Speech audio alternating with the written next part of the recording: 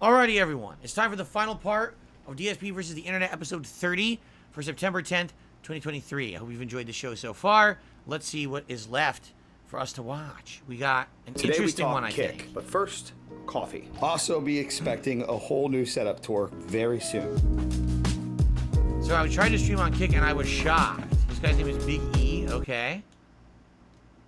Personally spent 5 or 6 years building a brand over on Twitch and actually went full-time on Twitch in 2018. Now in 2017, 2018, and 2019, Twitch was making huge changes for its creators, giving us many opportunities to help go full-time. And then around 2019, 2020, they just stopped doing it. That is why I, towards the end of 2020, decided to make the move from Twitch to YouTube. I was tired of complaining about the dumb shit that the website was doing, and I wanted something new. I wanted more for my community. I wonder what it is that he says they got rid of around 2020, because he left and he went to YouTube. I'm curious. Keep in mind, I never had any of that stuff. Like, if he's talking about sponsorship opportunities and stuff, I never had them. So I wonder if that's what he means, if they dried up or whatever. And more potential for growth. And Twitch just wasn't offering that. The only way you could grow on Twitch and still can grow to this day is by bringing people from Twitch to Twitch. It's like, why would I do all the work? So we moved to YouTube when we built an amazing community over here. 68,000 subscribers on this channel, and then 42,000 subscribers on my streaming gaming channel. What does your YouTube have anything to do with Kick? It actually doesn't. I just wanted to explain the full story so that way you had a little bit of a background of where I came from. Fair enough. Fast forward to 2022, 2023, and a lot of other streamers are tired of Twitch. Towards the end of 2022, they came out with a bombshell letting everybody know that, hey, we're actually gonna cut down from 70 to 30 for some premium users on Twitch, and everybody's gonna start being 50-50 on Twitch. Meaning, even if you make hundreds of thousands of dollars a year on Twitch, they're gonna take half your revenue. And finally, people have had enough. So a streamer by the name of Trainwreck and a gambling site decided to make a whole new Twitch 2.0, AKA Kick. Kick is essentially just a website with a lot of money funding behind it for streamers that are tired of Twitch. Now it's getting a lot of heat because one of the big primary investors is a gambling site, and morally a lot of people don't like that, which I totally get. But if you're about the morals, you shouldn't like Twitch as well, because for the last 5 or so years, gambling has been a huge income for Twitch, including the site that is actually backing Kick right now. They used to work with Twitch all the time. You know, we had to treat ourselves to a little coffee before starting off the stream today. I'm not gonna lie, that's one really positive thing about Kick, at least for me. I'm not trying to sell you on it. I'm not endorsed by them. I literally 2 nights ago was like, I'm gonna test out the site. I've had the most fun streaming and talking to a community that I've had in, honestly, probably a year or two. One thing that I've noticed is that most of the people that are on Kick currently right now seem to be of an older age range. Like yesterday when we had 300 or so viewers, I asked how old is everybody in chat, and most of the people said they were in their mid-20s to mid-30s, even early 40s. So wait a minute. This is a little weird to me, okay? So he says he was full-time on Twitch, he went to YouTube, and now he tried Kick. And on Kick, the viewers were of a different age range than his normal. Wait a minute. Where were your normal viewers? It sounds to me like he got a totally different viewership on Kick. Didn't he tell his viewers, hey, I'm going to be on Kick tonight. Come on over and watch me or whatever, right? So I'm a little confused there. You know. Let's continue. Let's keep watching. Part of me is curious if the more older, mature audience that knows the issues that are actually going on Twitch and actually cares about the creators being mistreated over on Twitch are coming over to Kick for the communities, because they genuinely want to see the creator getting paid. Because the huge benefit about Kick is that you get 95% of the revenue you bring in from subs, compared to Twitch's 50%. So for example, 100 subs, you get $250 on Twitch. On Kick, you get like $475. It is mind-blowing. Now I know. I know that's obviously going to make a lot of people super hesitant because it doesn't honestly make very much sense. Like, how is the site long-term going to be profitable, right, giving its creators 95% of the revenue, while it currently has no ads on any of its videos and streams, which is completely understandable. It's a very, very confusing site. There's some speculation that because one of the largest investors of the company is an online gambling site, that there's almost unlimited money, so they're essentially throwing away money at this. Bro, I mean, yeah, but it's not sustainable, right? That's the problem. It's one thing you say, okay, right now, they're doing their absolute best to get as many people to watch on Kick as possible. So there's no ads, and they're paying all the creators tons of money. Great, but what's the sustainability? Because if, for example, right now, if I were to take you guys, right now, he says he has around 300 viewers. I got 282 on this stream. On average, on a gameplay stream, I could vary anywhere from like 200 up to like 1,000. It depends on the game, right? But the question is, if I were to uproot all of you and take you guys over to Kick, okay? So now everyone gets used to seeing me stream on Kick. I'm a Kick streamer now, right? But what happens if in 1 to 2 years that Kick money dries up? All of a sudden, oops, the investor money is gone. And Kick didn't blow up like they had hoped.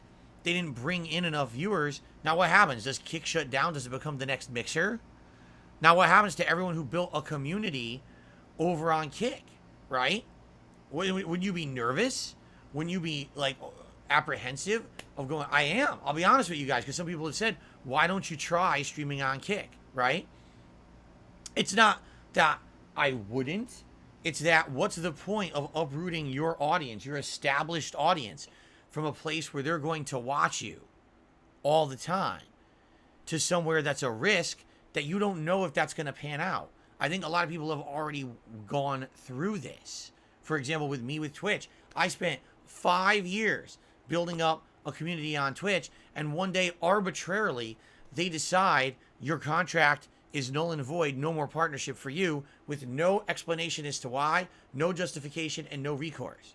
So when you get treated like that, you're like, I don't want to go back, right? I'm not never going back to Twitch if I can handle it, if I can help it, I should say. All right. But now imagine, you know, you go from YouTube to another new business like Kick, and I work my ass off at Kick for another 2 years, and all of a sudden, oh, the investor money's gone. Well, there's no ad revenue to be made, right? Like right now, I'll be honest with you guys. The ad revenue on YouTube is what it is, all right? I don't make a lot of ad revenue on streams. I do make some ad revenue with the on-demand videos.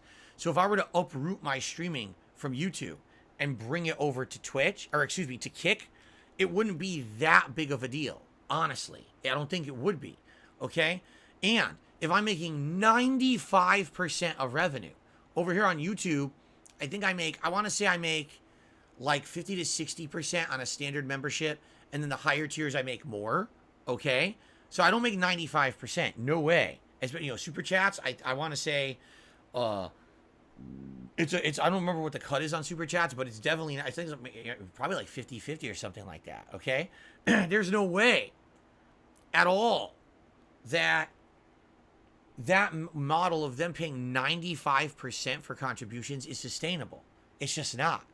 The cost of operating the site and everything would cost more than 5% of revenue from, say, subs or memberships or whatever their version of super chats are. It's not feasible. And if they're not making any money on ads, what that means is those investors are burning money right now.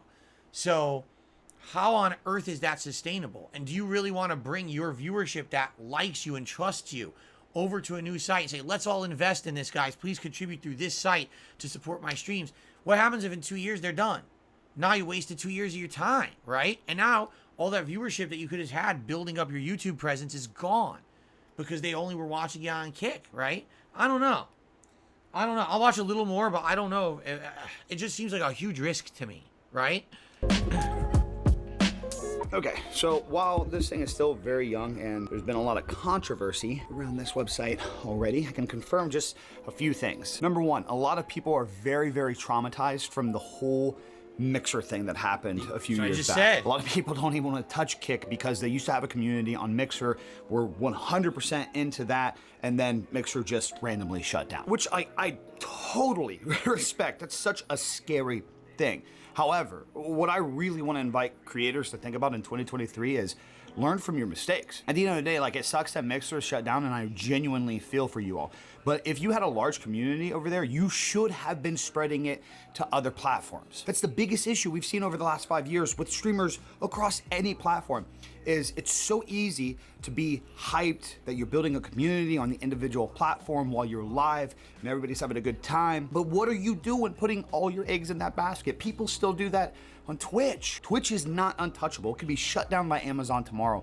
They wouldn't even bat an eye. So because of that fear, because people don't know what's going on with Kick, they don't know if it's actually gonna be long-term, they're afraid to even attempt it. Even though for me, in 2 days, I managed to get the affiliate, I'm about to be verified. I got 1,000 new subscribers on that platform. I got 100 new followers on Twitter. I got 100 new subscribers on YouTube. And we have like 125 paid subscribers on this new site. I personally, as a creator, am making sure I don't set myself up for the previous failure, the mistakes I made over on Twitch when I was getting hundreds of viewers over there, which was just focusing on only Twitch. I'm not 100% sold on this Kick site. I don't know if it will last long term, not mostly due to the payouts and the payments and who's funding it, but mainly because right now it's a little unhinged and a lot of people are watching copyrighted content over there, which is a huge lawsuit waiting to happen. But yeah, I've also heard like some fibbing, some lies, because when it first came out, people were breaking TOS over there and watching like porn on streams, watching nudity. So now everybody thinks that that's all that site is. It's just gambling and porn, which is so ironic because most of those gambling streamers 6 months ago, they were on Twitch, which was completely fine. Or let's just go ahead and sweep under the rug that literally last year, some girl was having sex live on Twitch and only got a 3-day ban. Or how about the countless times that homepages on Twitch were taken over by porn sites? Look, again, I know it sounds like I'm just full on like, hey, Kick, but the reality is I'm not. I don't trust this site. I don't trust Twitch. I don't trust any platform online. I want to use these platforms to grow my brand, to build my community. And that's how you should look at every website. You should never trust these websites and think that they have your best interest in mind. Even over the last couple years with me transitioning from Twitch to YouTube, I've tried to make that abundantly clear. I'm not working with YouTube. I just think that YouTube has the best tools for me to push myself out there. And look at it. We've gained thousands of followers across all platforms because of the growth on our YouTube channels over the last. All right, so it's interesting, but I mean, I'm glad I just learned things about Kick I never knew because I didn't really know that much about it. But yeah, like, I mean, for everything he's telling me, it sounds like it's a huge risk, right? Like, it does. To me, it sounds like going over there would be a giant risk. Because what if you do get used to being over there, you like it, you build a community, it's good, and then they go out of business, right? Or they change completely, because that could happen too. Well, guys, we're not profitable anymore, so now ads everywhere, all the content's limited, right? I could see that happening. I could. So I don't know. And in reality, I guess for me, here's the thing that would prevent me from going to Kick is, do they offer the same kind of things I have here on YouTube? One of the major advantages I've had moving from Twitch to YouTube, the quality of the video has dramatically increased. I'm doing 1080p 60 frame video at a very high bit rate, okay? Way higher than I could do over on Twitch. What are the limitations of Kick? If you're telling me I'm going back down to the same limitations I had on Twitch, I would never go to Kick. I would not want to give up the giant gains that I've gotten coming to YouTube from Twitch, you see? So, all right, that's my take anyway. If you guys have any further information on Kick you'd like to share, if you're interested in maybe seeing me try it in the future, let me know. It's probably not something I would be willing to do unless there's a viable reason to do it, though, okay? Okay. You can't ban anyone on Kick? Well, then I'm definitely not going over there. All right. I barely even recognize San Antonio after all this change over the last couple of years. I mean, with the Great Migration, everybody moving here from COVID, I mean, it seems like something new is popping up on every corner. But some things still remain the same. This is the all-new pros and cons of living in San Antonio, Texas. We're going to get into everything you need to know about living in this great city, everything that I personally love about it from living here my entire life, and some of the things that I don't like so much about it. So let's get into it. Pro number one, there is a lot to do in San Antonio, as I'm sure you already know. I mean, we're here at the Riverwalk, so this is kind of a big deal. We also have Pearl District, which is just down the road from here. I mean, downtown area is superb anyway. We're going to get into that a little bit later. But some of the things that me and my family like to do, I've got a couple kids, my wife, we love to go to SeaWorld. We love to go to the zoo. We go to Natural Bridge Wildlife Ranch, Natural Bridge Caverns. We go to the museum, over off Broadway. Pearl District is a great spot for us to go out to eat. I mean, there's all kinds of stuff like that to do. You also have parks. Seems like every which way you look. Bernie and New Braunfels are just, a couple, 30-minute drives away, and there's a ton of stuff to do in both those places, especially in New Braunfels with Schlitterbahn and the river and everything else. I like the river. I mean, there's so many different shopping centers. You got La Cantera, the Rim. You got the Big Bass Pro Shops over there. I'm a big outdoorsman guy myself, so I really like to go over there. You also have North Star Mall. You have the Alma Quarry Markets. I mean, there's shops down here at River Center on the Riverwalk itself. I mean, the list goes on and on and on. Con number one is that for a big city being San Antonio, I mean, San Antonio is one of the largest cities in the country. We don't get a whole lot of the other stuff that like the big cities like Dallas and Houston get. We get passed up quite a bit for some of the big, A-list concerts, I would say. We don't have a whole lot of professional sports teams. I mean, we got the San Antonio Spurs, which is awesome. I mean, last night was the NBA draft. The San Antonio Spurs select Victor Wembanyama. The NBA draft is outstanding. We had the number one pick. We got the best prospect in the world. Anyways, we'll go on about that later. But we also have some little minor league teams. I mean, we have San Antonio Missions minor league baseball team. We have XFL. We have USL Soccer League, which they actually are pretty good. They won a championship this last year, but nothing in the way of some of these big cities like Houston and Dallas. I mean, we're missing a lot of stuff whenever it comes to all of that. Pro number two is that San Antonio is in an outstanding location. I mean, not only with it being in Texas, being in kind of central Texas location it's at, we're really close to a lot of different stuff. I mean, we're right on the Texas Hill Country, basically the start of the Texas Hill Country. We're only a couple hours from the beach to get down to like South Padre Island, Port Aransas, Rockport, all those different places. We're an easy drive to Austin. I mean, you don't have to deal with all the weirdness of Austin. I mean, we used to go to Austin all the time growing up, and it's just changed so much now. So we don't really like to spend a whole lot of time there, but if we do like to go, it's nice to be, just 30, 45 minutes away and can drive up there for the day, go out to eat, do whatever we want to do up there, and then come back. We're also in a good spot because being kind of in South Central Texas. I know, this is like a San Antonio tourism video, right? Affordable housing? Oh, is it very... let's see here. Let's see what he says. And one of the things that is draws a lot of people here is because of that. I mean, we have over 450 homes that are brand new homes that are under $300,000 right now, which is really hard to get anywhere in the country. Our median price point is $305,000, which is the lowest out of any of the big metros in Texas. And it's one of the lowest out of all the big metros in the entire country, especially with San Antonio being so large. I mean, it's hard to find affordable housing like. See what's crazy? This is 2 months ago, and I'm listening to what he's saying. And like his median house cost is $350,000. That's crazy, but actually it's not.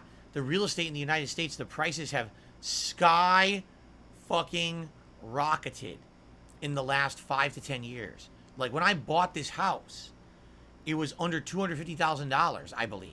Now it's worth over $500,000. My home value has over doubled in the last 9 years. It's pretty insane. All homes in the United States have done that. So that's why that price is so high. Like, oh my God. That's why the home values are so expensive right now, right?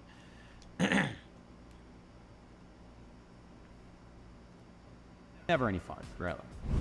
Pro number 4 is that San Antonio has a seriously underrated downtown area. I mean, just look at the Riverwalk where we're at right here. I mean, there's miles of this Riverwalk down here, tons of shops, tons of restaurants, all kinds of different places to go.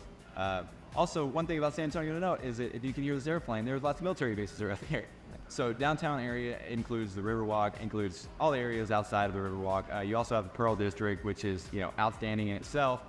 Then you also have a couple areas near downtown. So you have King William District, you have Southtown Arts District. So all of those different places give.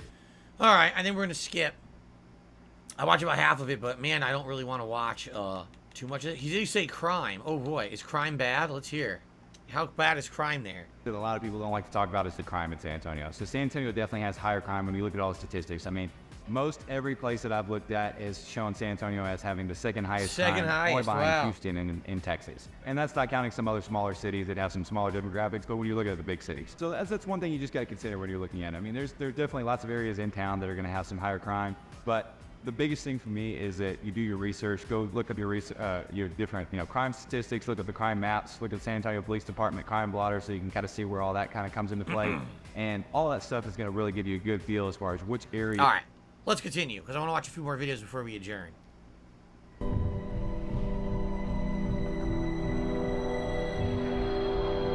And cut. Beautiful. Right, let's keep the camera rolling, and we want to do a few more takes. Can we take the key light down a little bit? Yeah, just take it down a little bit. Thank you. Yeah, sure, yeah. Yeah, a little bit more. A little bit, yeah, good. More, and a little bit more. Boom, you got it. All right, back to one, and action.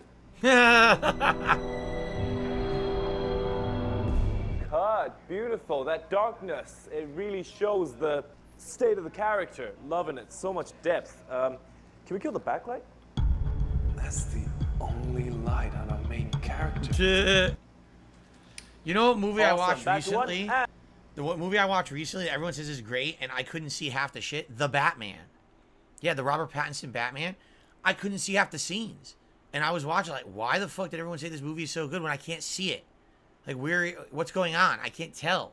Can someone go on set with a flashlight to show what's going on in that movie? Like, I'm sure the movie was great, except I couldn't see it. I watched the whole thing. Oh, I tried. I don't know why people accept this. I agree with this guy, but we already saw him last week. Let's continue. This must be one of the world's strangest looking animals. The Another life? I wonder if we'll be okay watching this or if this will get claimed too. Let's find out. babirusa or deer pig has overgrown teeth that penetrate the roof of its mouth. Oh my god. But what's even more bizarre is that this couple, Ating and Meidi, have become best friends with this completely wild and potentially dangerous animal. Huh? Coco, as he's affectionately named because of his love for coconuts, emerges from the jungle almost every day to visit them in their home in the remote Togian Islands in Indonesia.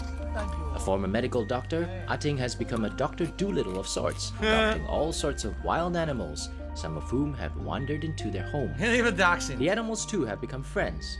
Coco doesn't even mind sharing his lunch with the occasional thief. Aw, that's funny.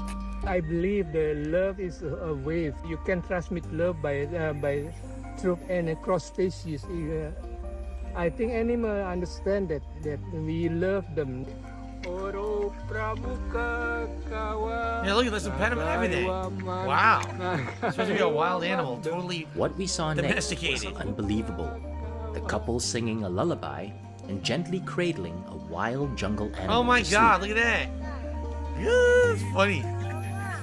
What a softie.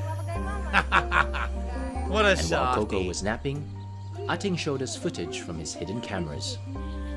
The couple's ability to befriend completely wild animals is mind-boggling, extending even to bats and some monkeys Wild bats. who visit their home The from monkey. time to time.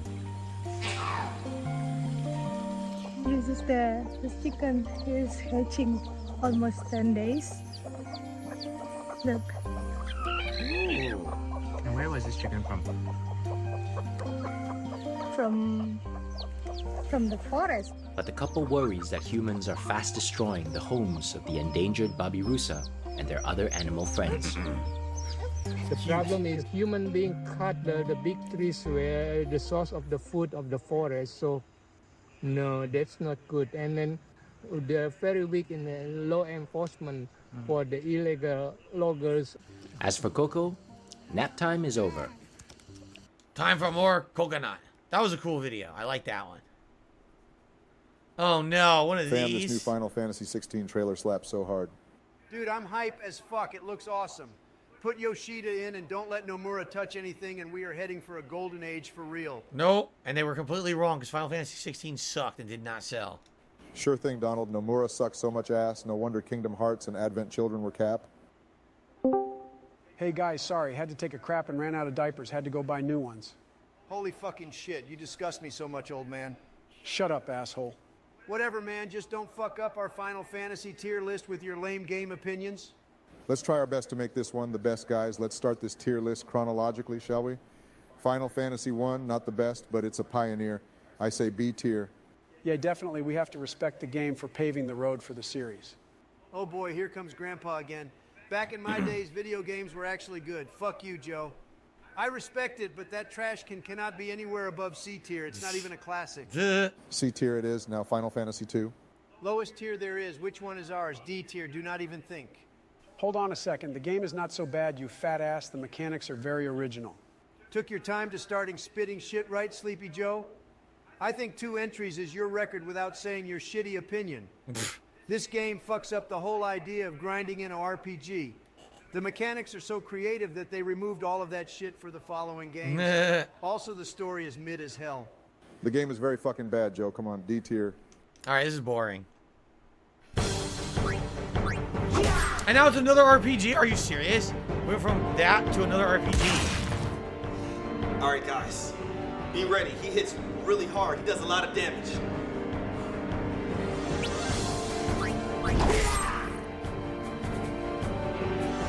This would be Final Fantasy X. Isn't the final boss guys, Final Fantasy X just like this? It could be any of us, so be ready, guys. It could be any of us.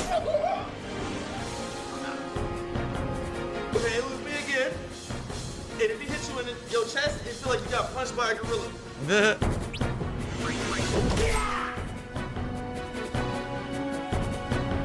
All right, guys, he's coming in for another attack. It's most likely going to be one of you guys, so be ready to use protect or evade, okay?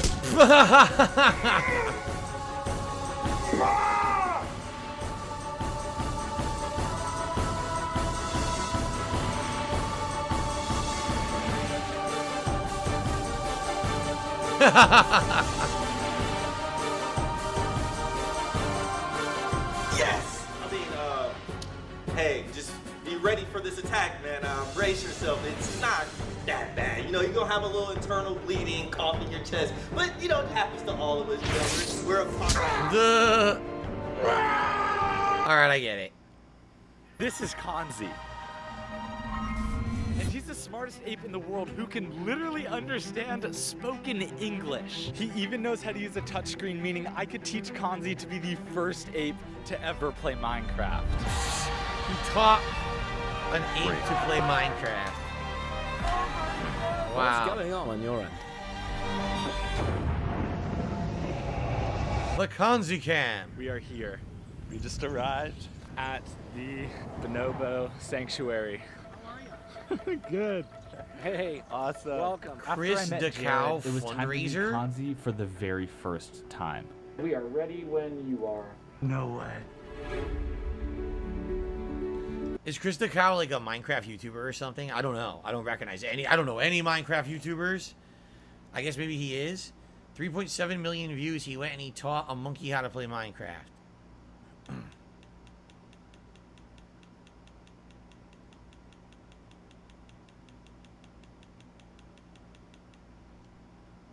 The biggest problem we were noticing with Kanzi was if he slid off of the block that he was trying to break, he would just walk away. Okay, Kanzi. So we have to make a bigger target for him so that he can break the block before he moves on. The first thing that comes to mind is caving. So we built a cave with these giant diamond walls. If Kanzi can break through the wall, then he makes it to the... Well, I'm not a Minecraft YouTuber. I played it many years ago. I find it a good game. I just find this incredibly boring. All right, last video of the day. Let's see what it is. Entirely fictional video. If Trevor Phillips was charged for his crimes in GTA 5, were we not just talking about this as I played GTA 5? I think we did, right? I'm pretty sure we did. There's enough here for us all to enjoy. Yes, I'll remember you. You get 1,000 things every day. How about you make sure this is one of them? I mean, anytime that he opens fire on anyone, it's mass murder. So, I mean, that's gonna be ridiculous. Can't be many more cops and it's still wide open. Move, come on, wasn't in the job description.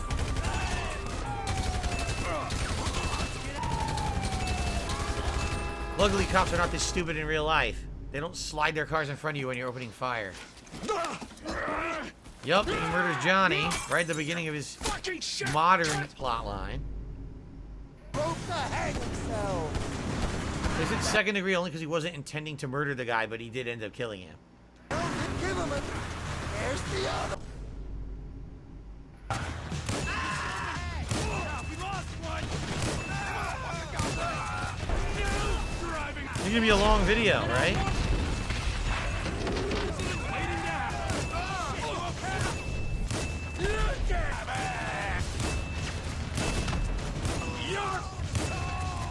Customer base.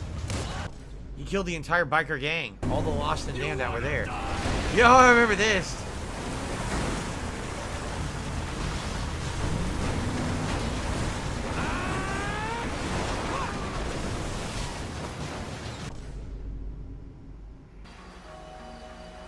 I think he gets a nice $1,000 fine. Cool. Whoever wins gets banned.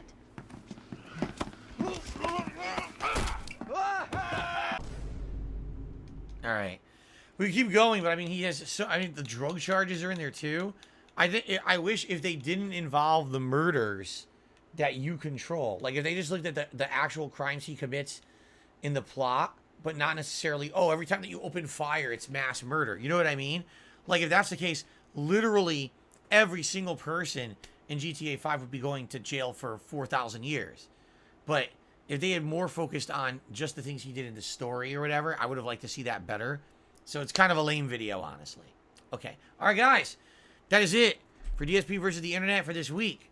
Thanks to everyone again for supporting my stream. Thanks to everyone who watches the videos on demand after the fact. Thanks to all the members who submitted clips. Next time around, same time, same place. We'll see what you guys want me to watch next week. All right, guys. Thank you all so very much, and I'll see you then. Peace out.